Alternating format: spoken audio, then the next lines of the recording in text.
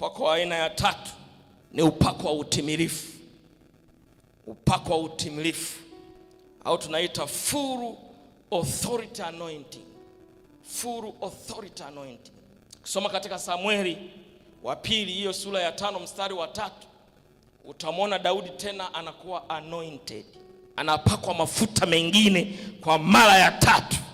Samueli wa pili 5:3 inasema, basi wazee wale wa Israeli, hapa sasa sio wa Yuda, basi wale wazee wa Israeli wakamjia mfalme huko Hebron.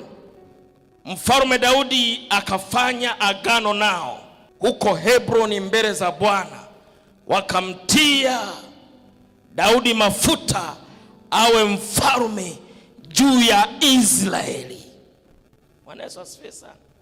Kwa hiyo anatoka kuwa mfalme wa Yuda, anakuwa mfalme wa nchi nzima, wa taifa zima la Israeli.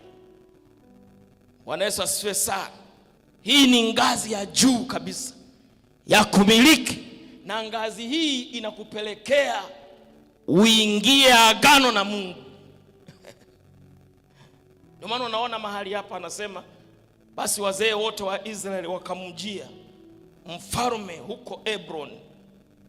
Mfalme Daudi akafanya agano nao huko Hebron mbele za Bwana, wakamtia Daudi mafuta awe mfalme juu yao.